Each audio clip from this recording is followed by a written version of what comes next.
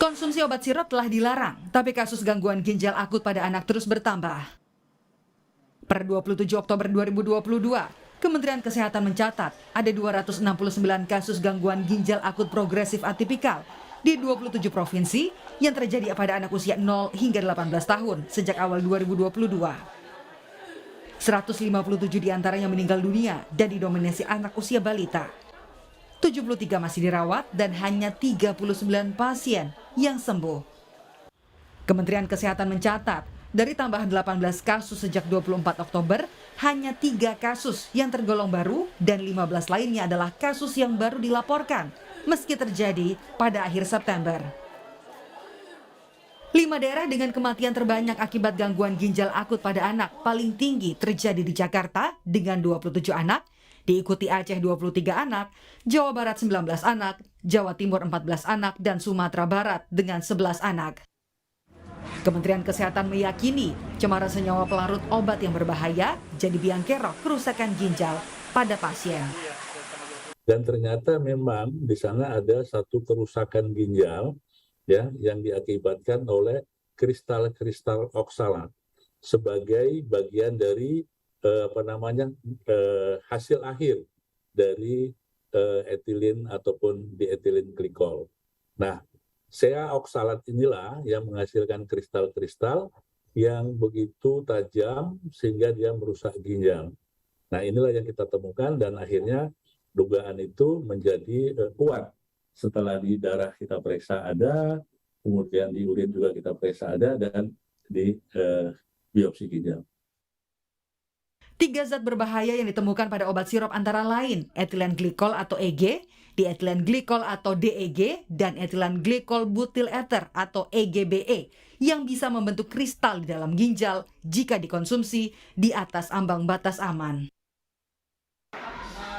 Hasil penelusuran Badan POM, maraknya kasus gangguan ginjal akut pada anak ini semakin kuat berkaitan dengan bahan baku yang digunakan oleh produsen obat.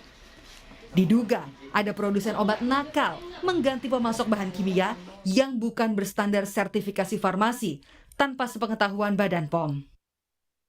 Ada 2 industri yang kami tindak lanjuti dengan upaya penindakan hukum. Kami bekerjasama membentuk tim gabungan dengan Bareskrim, Kepolisian Republik Indonesia sedang menindaklanjuti bagaimana industri tersebut mendapatkan supplier bahan bakunya. Ya, bisa jadi ya salah satu kemungkinan adalah tidak menggunakan PEG, malahan menggunakan EG dan DEG-nya. Jadi pencemarnya tersebut malah yang digunakan sebagai pelarutnya. Konsentrasi yang tinggi dari pencemar dalam produk jadi ini bisa dimungkinkan sangat kuat adalah dari bahan baku. Ya, artinya sumber bahan bakunya. Ya, karena seharusnya ketentuan yang ada tidak dibolehkan adanya EG dan DEG sebagai bahan baku atau bahan tambahan dari proses produksi suatu obat, ya. Tapi kalaupun ada di dalam pelarutnya, ya, jadi EG dan DEG itu tidak boleh digunakan sebagai pelarut.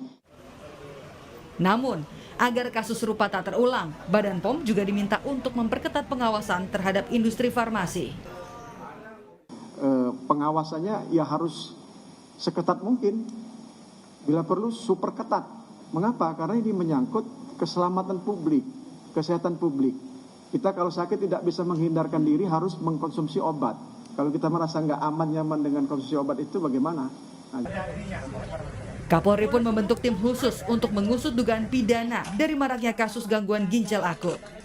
2 perusahaan farmasi yang diduga melanggar ketentuan akan dipanggil. Ini sifatnya masih penyelidikan dulu.